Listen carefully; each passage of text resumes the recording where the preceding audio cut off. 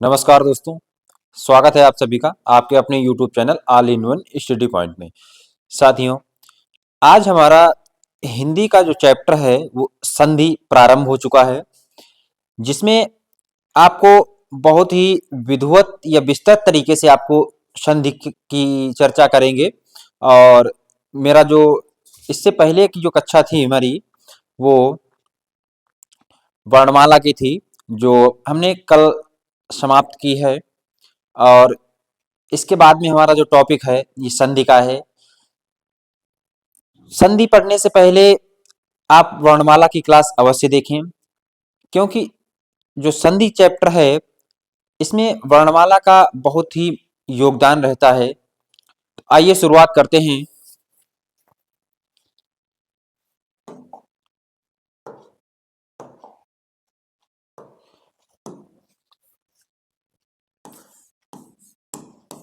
सबसे पहले तो हम बात करते हैं कि संधि कैसे लिखा जाएगा।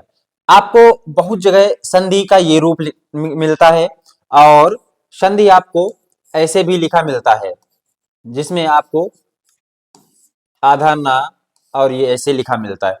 तो आपके मन में एक ये प्रश्न आ रहा होगा कि संधि का कौन सा रूप सही है।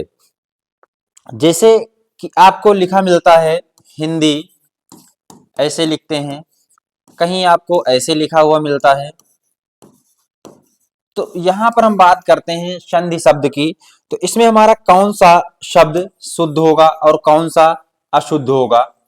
तो सबसे पहले तो हम इसी बात पर चर्चा कर लेते हैं। आपको ये जो दो शब्द दिए गए हैं संधि के, दोनों ही शुद्ध रूप दिए गए हैं। चाहे आप ये लिख लीजिए और चाहे ये लिख लीजिए, दोनों ही शुद्ध रूप हैं। जो हमारा हलंत ना वाला रूप है, ये हमारा, इसका अगर हम विच्छेद करें तो क्या होगा? शम प्लस धी, शम प्लस धी, जो कि हमारा व्यंजन संधि का नियम है।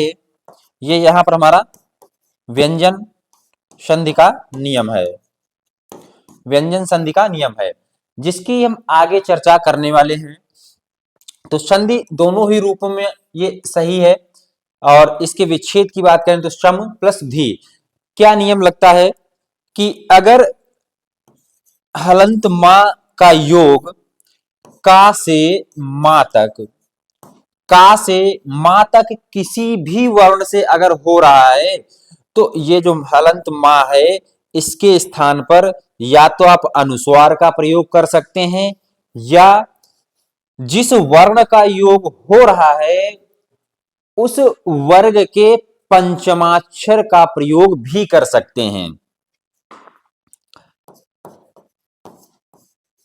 जिस वर्ण के साथ योग हो रहा है उस वर्ण के वर्ग का पंचमाक्षर, उस वर्ण के वर्ग का पंचमाक्षर, पंचमाक्षर का प्रयोग भी कर सकते हैं। अर्थात अगर हलंत मां का योग का से लेकर के मां तक अगर किसी भी वर्ण के साथ अगर योग हो रहा है, तो इसके स्थान पर जो हलंत मां है इसके स्थान पर आप अनुस्वार का भी प्रयोग कर सकते हैं। और अगर आप अनुस्वार का प्रयोग ना करना चाहें तो इसके स्थान पर जिस वर्ण के साथ इसका योग हो रहा है, मान लेते हैं जैसे हमारा जो संधि जो शब्द दिया गया था क्या है, शम प्लस धी, ये इसका विच्छेद हो जाएगा। ठीक है, अब यहां पर शम प्लस धी, तो इसको अगर हम यहां पर अलग करें तो सा वर्ण हमने अलग कर लिया और मा वर्ण ये हमने अलग कर लिया। अब यहां पर इसका योग हो रहा है धा वर्ण से। अभी मैंने क्या बताया कि का से लेकर के मा तक, तो धा वर्ण हमारा किस किस वर्ग में आता है? ये हमारा ता वर्ग में आता है। त थ द ध न, त थ द ध न, तो ये धावर्ण है, ये तावर्ग के अंतर्गत आता है। तो इसका मतलब है कि माँ का योग किसी भी का से लेकर के माँ तक किसी भी वर्ण के साथ अगर हो रहा है तो जो माँ है ये किस में बदलेगा, या तो हम इसको अनुस्वार में परिवर्तित कर दें, या जिस वर्ण के साथ योग हो रहा है, तो यहां पर कौन से वर्ण के साथ योग हो रहा है, धा वर्ण के साथ योग हो रहा है। किस वर्ण के साथ योग हो रहा है, धा वर्ण के साथ योग हो रहा है। अगर इसको धीव जो लिखा हुआ है इसको हम स्वर रहित लिखें तो क्या लिखेंगे, ध और प्लस ई। तो यहां पर धा वर्ण के साथ योग हो रहा है, तो उस वर्ण के वर्ग का पंचमाक्षर, तो धा वर्ण का जो वर्ग है कौन सा, ता वर्ग है, और इस वर्ग के पंचमाक्षर का प्रयोग भी इसके स्थान पर कर सकते हैं। तो यहां पर हलंत मां है तो इसके स्थान पर हम श, और यहां पर ना का प्रयोग भी कर सकते हैं, और धी। तो इसको हम कैसे लिखेंगे, संधि। ठीक है, तो ये तो रहा ये हमारा संधि को कैसे लिखेंगे, कौन सा रूप इसका सही होता है इसके विषय में। अब हम बात करते हैं संधि का शाब्दिक अर्थ। संधि, संधि का शाब्दिक अर्थ। संधि का शाब्दिक अर्थ क्या होता है, संधि का शाब्दिक अर्थ होता है मेल। संधि का शाब्दिक अर्थ होता है मेल या जोड़। मेल या जोड़, या कह सकते हैं कि समझौता, या एक हमारा अंग्रेजी में शब्द प्रयोग होता है एग्रीमेंट। तो संधि का शाब्दिक अर्थ होता है मेल या जोड़। इसके विलोम की बात करें तो संधि का विलोम क्या हो जाएगा, संधि का विलोम क्या होगा, अगर संधि के विलोम की बात करें तो संधि का विलोम क्या होगा, विग्रह। विग्रह, संधि का विलोम क्या होगा, विग्रह। अगर आपको विकल्प में विग्रह शब्द ना मिले तो कौन सा शब्द मिल सकता है, विच्छेद। विग्रह या विच्छेद। अब यहां पर बात आती है विग्रह या विच्छेद का अर्थ क्या होगा, तो विग्रह या विच्छेद का अर्थ होता है तोड़ना, और संधि का अर्थ होता है जोड़ना या जोड़। तो विग्रह क्या होगा, अलग अलग करना या तोड़ना, और संधि का क्या होता है, जोड़ना या मेल। अब अगर विकल्प में आपको विग्रह और विच्छेद दोनों शब्द दिए गए हैं तो आपको विग्रह शब्द को प्राथमिकता देनी है। अगर विग्रह और विच्छेद दोनों रूप दिए गए हैं तो संधि के विलोम रूप में विग्रह का प्रयोग करेंगे, इसको हम प्राथमिकता देंगे। हालांकि ये दोनों शब्द हमारे समानार्थी शब्द हैं, लेकिन हम विग्रह को प्राथमिकता देंगे। पहली बात तो ऐसा आपको मिलेगा नहीं कि दोनों ही शब्द दिए गए हों एक ही प्रश्न के विकल्प में, या तो आपको विग्रह दिया होगा या विच्छेद दिया गया होगा। अगर दोनों दिए गए होंगे तो या तो प्रश्न के जवाब दोनों सही होंगे, या हो सकता है कि आपको ए और बी दोनों करके विकल्प, ऐसा विकल्प दे दे कोई तीसरा विकल्प ए और बी।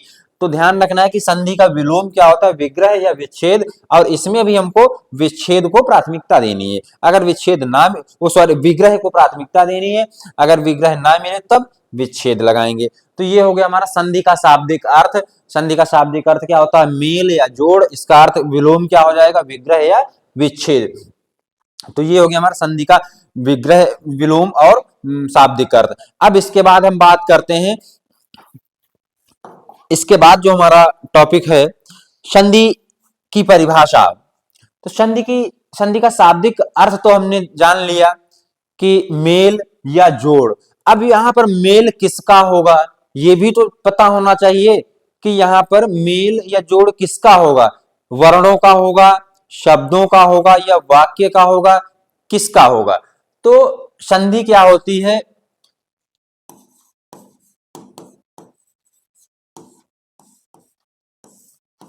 दो निकटवर्ती, दो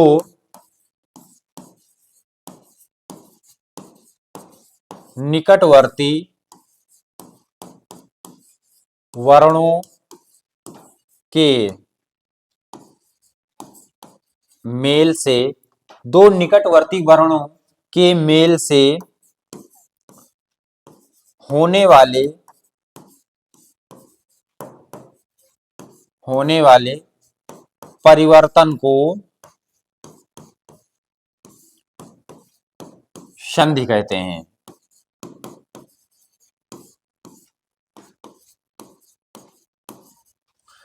दो निकटवर्ती वर्णों के मेल से होने वाले परिवर्तन को संधि कहते हैं। अब यहां पर वर्ण शब्द का प्रयोग किया गया है। तो वर्ण शब्द का अर्थ यहां पर क्या होगा? यहां स्वर और व्यंजन दोनों की बात की गई है। स्वर और व्यंजन दोनों की बात की गई है।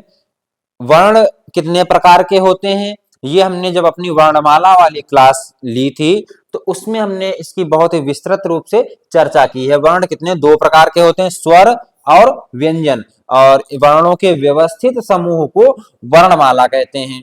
जैसे कि अगर छात्र और छात्राएं दो शब्द हैं और इनको आप एक ही शब्द के रूप में अगर इनको कहना चाहें तो क्या आपका जवाब होगा? कि विद्यार्थी। छात्र और छात्राएं दोनों सम्मिलित रूप से क्या होते हैं? विद्यार्थी होते हैं। तो उसी प्रकार से हमारे स्वर और व्यंजन, तो स्वर और व्यंजन ये इनके अलग अलग नाम है और दोनों को सम्मिलित रूप से हम क्या कहेंगे? वर्ण कहेंगे।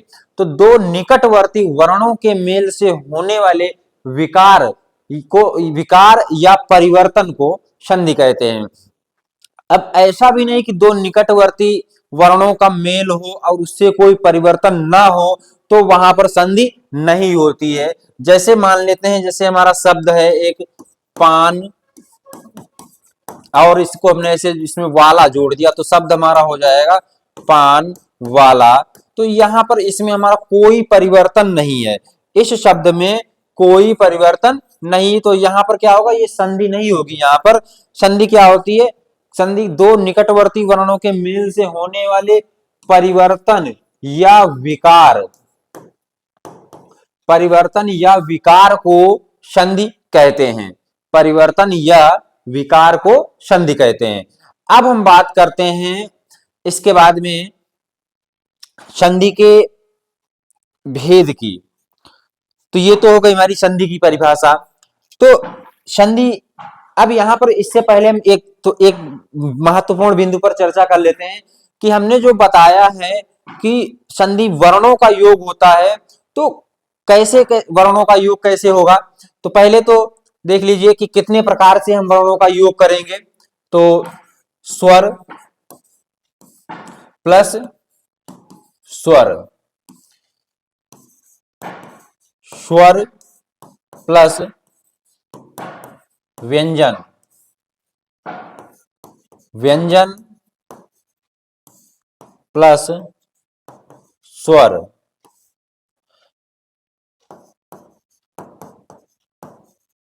व्यंजन प्लस व्यंजन, और इसके बाद में स्वर प्लस विसर्ग, विसर्ग और व्यंजन प्लस विसर्ग, व्यंजन प्लस विसर्ग। अब यहां पर जो हमने लिखे हैं शब्द, इनका अर्थ क्या होगा? इसका मतलब है कि अगर जो पहला वर्ण है उसका जो अंतिम पहला शब्द है उसका अंतिम अक्षर स्वर है और जो दूसरा शब्द है उसका पहला अक्षर स्वर है, तो वहां पर क्या होगी? इस स्थिति में स्वर संधि होती है। क्या होता है? स्वर संधि। जब दोनों ही शब्दों में क्या होंगे? दो शब्द दिए होंगे। जैसे ये शब्द है तो इस शब्द का अंतिम वर्ण प्लस एक दूसरा शब्द है, इस शब्द का पहला वर्ण, इन दोनों के मेल से जो यहां पर परिवर्तन होगा ये क्या कहलाता है? संधि। अब यहां पर जैसे मान लेते हैं यहां पर भी स्वर है और यहां पर भी स्वर है, तो इन दोनों स्वरों के मेल से जो विकार या जो परिवर्तन होगा वो क्या कहलाएगा? स्वर संधि। तो ये तो हो गया हमारा स्वर संधि का रूप। फिर इसके बाद में जो आपको ये नीचे जो तीन दिख रहे हैं, इस स्थिति में क्या होता है कि स्वर के साथ में अगर व्यंजन है, चाहे व्यंजन के साथ में स्वर हो या व्यंजन के साथ में व्यंजन है, जब दोनों तरफ यानी दोनों शब्दों के जो वर्ण होंगे वो स्वर वर्णों का योग होगा तो स्वर संधि होगी। अगर एक तरफ भी व्यंजन वर्ण है तो वहां पर क्या होगा, व्यंजन संधि होगी। तो इन तीन स्थितियों में व्यंजन संधि होती है, तीन स्थितियों में व्यंजन संधि होगी। और जो हमारी अंतिम दो स्थितियां हैं, अंतिम दो स्थितियां हैं, इसमें क्या है कि स्वर व्यंजन और दोनों का ही योग किसके साथ हो रहा है, विसर्ग के साथ में। तो ऐसी स्थिति में कौन सी संधि होती है, विसर्ग संधि, विसर्ग संधि। ऐसी स्थिति में विसर्ग संधि होती है। अब आपके मन में एक प्रश्न उठ रहा होगा कि आपने इधर भी स्वर लिखा, इधर भी स्वर लिखा, इधर व्यंजन लिखा, इधर भी व्यंजन लिखा, लेकिन यहां पर जो विसर्ग शब्द का प्रयोग है ये आपने प्लस चिन्ह के बाद में किया, विसर्ग पहले नहीं आ सकता, नहीं, क्योंकि विसर्ग का प्रयोग हमेशा वर्ण के बाद में होता है। जैसे ये हमारा कोई वर्ण है, ये लिखा है, तो इसके बाद में हम इसका विसर्ग का प्रयोग करते हैं, न कि विसर्ग से सॉरी किसी भी शब्द या वर्ण से पहले विसर्ग का प्रयोग नहीं होता। अर्थात कह सकते हैं कि विसर्ग से शब्द की शुरुआत नहीं होती, इसलिए विसर्ग पहले नहीं है, प्लस के बाद में विसर्ग है। तो ये तो हो गए हमारे संधि के भेद या संधि के प्रकार। तो संधि के भेद या संधि के प्रकार कितने यहां से निकल कर आए हैं, तीन। पहला तो स्वर संधि, दूसरा व्यंजन संधि और तीसरा विसर्ग संधि। ये स्वर संधि के भेद निकल कर आए हैं। तो हिंदी में जो हमारे संधि के भेद हैं ये कितने हैं, तीन हैं। अगर मूल भाषा की बात करें, मूल भाषा, अब मूल भाषा का नाम सुनते ही आपके मन में एक विचार उत्पन्न हो गया होगा, क्या नाम, संस्कृत। मूल भाषा किसे कहा जाता है, संस्कृत, क्योंकि हिंदी की ये आदि जननी है। तो मूल भाषा में अगर संधि के भेद की बात करें तो कितने होते हैं, पांच, और हिंदी में हमारे भेद कितने होते हैं, तीन। तो हमें कौन से हिंदी वाले हैं, तीन भेद पढ़ने हैं। तो तीन भेद होते हैं। पहला तो एक है, पहले तो हम संधि के प्रकार लिखते हैं। संधि के प्रकार, संधि के प्रकार, नंबर एक स्वर संधि,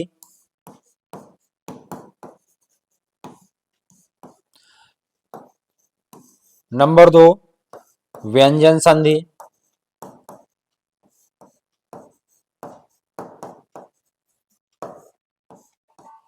और नंबर तीन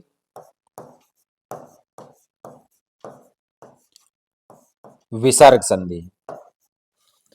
स्वर संधि, व्यंजन संधि और विसर्ग संधि, ये हो गए हमारे संधि के तीन भेद या संधि के प्रकार। और इससे पहले तो हमने जो पीछे जो है इसमें हम चर्चा कर चुके हैं कि स्वरों को कैसे जोड़ेंगे हम। तो कुल कितने प्रकार से जोड़ते हैं, कुल मिलाकर के हम 6 तरीके से जोड़ेंगे। कुल मिलाकर के 6 तरीके, वर्ण कितने प्रकार से जोड़ेंगे, 1 2 3 4 5 6, कुल मिलाकर के हम 6 प्रकार से यहां पर जोड़ेंगे। जिसमें संधि के प्रकार की हम चर्चा कर चुके हैं। अब हम बात करते हैं जो हमारा संधि का पहला जो भेद था, क्या था, स्वर संधि, स्वर संधि। स्वर संधि में क्या होता है कि स्वर का योग स्वर से होता है। अब यहां पर स्वर संधि के भेद कितने होते हैं, स्वर संधि के 5 भेद होते हैं। पहला एक होता है हमारा दीर्घ स्वर संधि, दीर्घ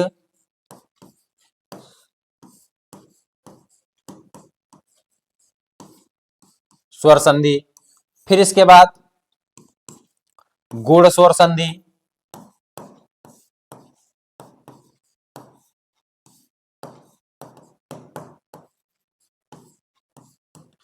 इसके बाद वृद्धि,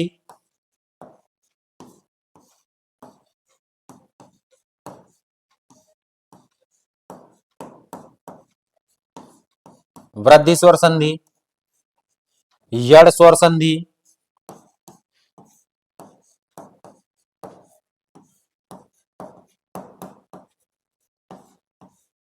और अंतिम जो प्रकार है हमारा अयादि स्वर संधि।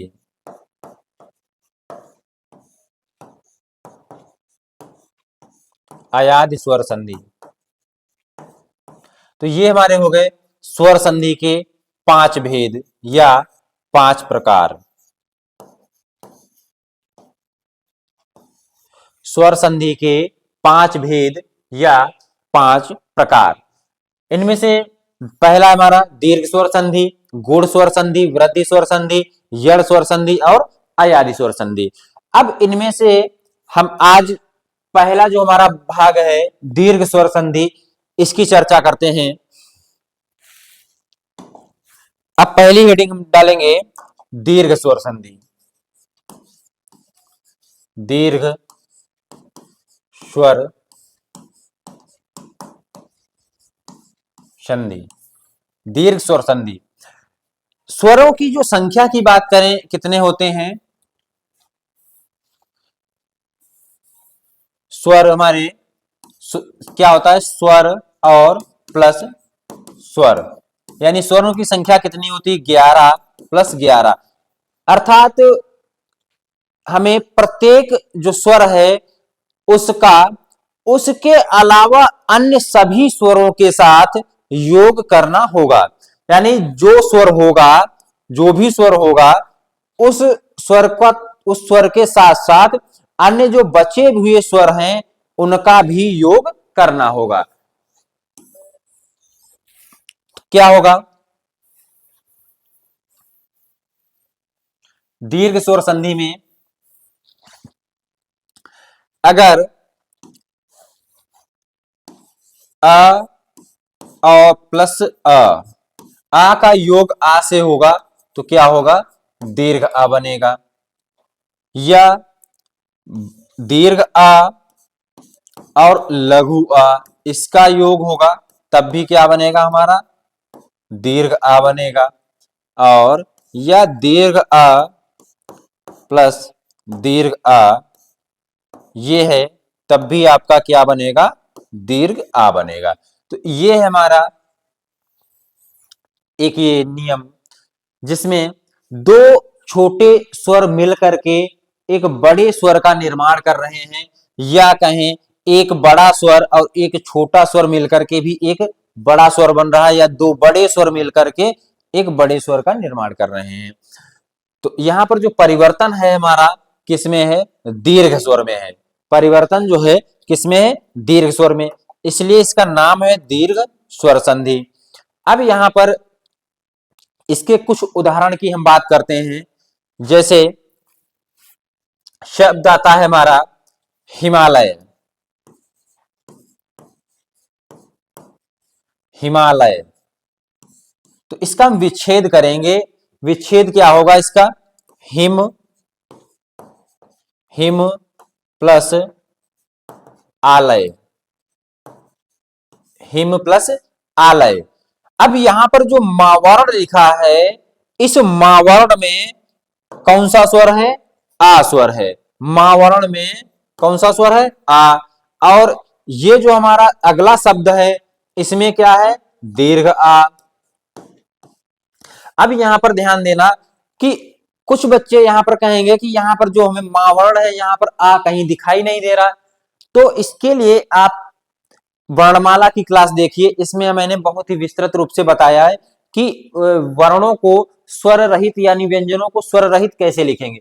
जैसे हमारा मावर्ण लिखा है तो इसको हम कैसे लिखेंगे? इसमें हम हलंत लगा देंगे और इसको आ लिख देंगे, तो ये हो जाएगा हमारा माँ का जो रूप हो जाएगा ये है। तो यहां पर क्या हमारा आ है, या इसको मैं यहीं पर लिख के बता रहा हूं ही और म, इसको मैंने अलग कर दिया, स्वर हलंत लगा दिया। हलंत लगा दिया मतलब ये हमारा स्वर रहित हो गया। स्वर इसका हम अलग बाहर निकाल लेंगे। और प्लस ये वाला जो आ,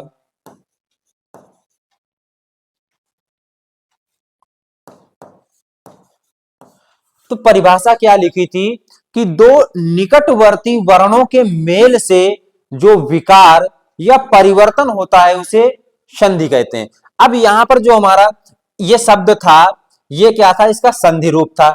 ये जो नीचे दिया गया है इसका, ये विग्रह या विच्छेद रूप है। तो संधि का अर्थ क्या होता है, जोड़ना। और विग्रह का मतलब होता है अलग करना, या विच्छेद का मतलब क्या होता है, अलग करना या तोड़ना।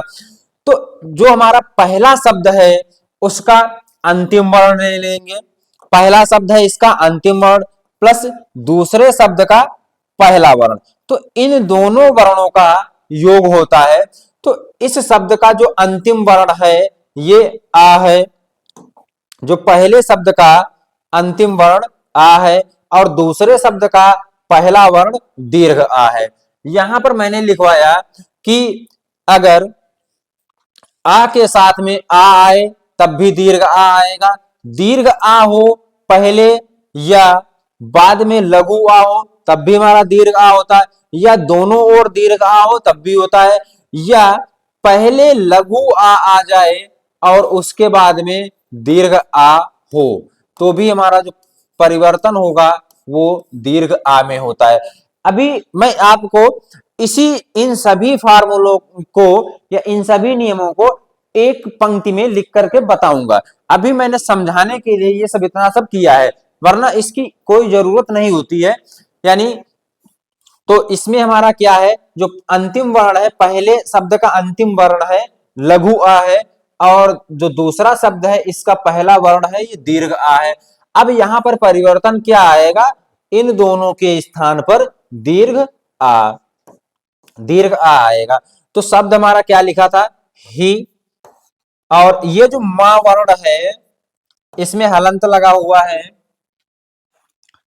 और ये आगे दीर्घ आ है, और ये आगे जो हमारे लिखे हुए हैं ला और ये। तो अब यहां पर जो म वर्ण है हलंत वाला, तो इसको अगर हमें कोई ऐसा लिखा मिलता है ये, तो इसको हम क्या लिख सकते हैं, म, इसमें हम मात्रा इसकी लगा देंगे। तो यहां पर क्या हो जाएगा हमारा, ही मा लय। तो ये हो जाएगा इसका संधि यानी विच्छेद करने का तरीका। और संधि की बात करें तो इसमें कौन सी हो जाएगी, दीर्घ स्वर संधि। अब एक और हम दूसरा उदाहरण लेते हैं। जैसे शब्द आता है हमारा विद्यालय।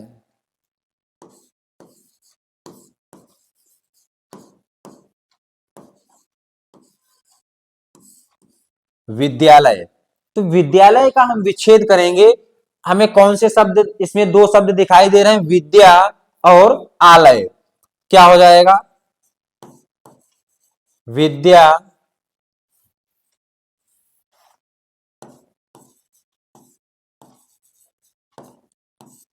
विद्या प्लस आलय। अब यहां पर जो विद्या दया लिखा हुआ है, दया वर्ण, इसमें क्या है, दीर्घ आ है। इसमें कौन सा वर्ण है, दीर्घ आ।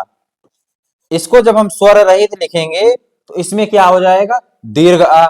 और इधर भी हमारा एक है दीर्घ आ। तो ये दोनों मिलकर के जो हमने पीछे जो नियम लिखवाया था उसमें क्या लिखवाया था कि दीर्घ आ और दीर्घ आ मिलकर के भी हमारा क्या बनता है, दीर्घ आ ही बनता है। दीर्घ आ प्लस दीर्घ आ बराबर ये हमारा दीर्घ वर्ण ही बनेगा। तो यहां पर वी और द्या लय, विद्यालय, तो ये हो जाएगा हमारा दीर्घ स्वर संधि का उदाहरण। अब इसके बाद बात करते हैं, जैसे शब्द हमारा आता है विद्यार्थी।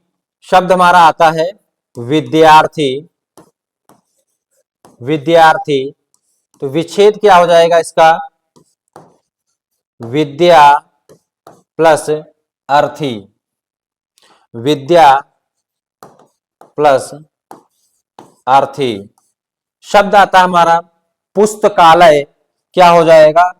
पुस्तक प्लस आलय, क्या होगा? पुस्तकालय,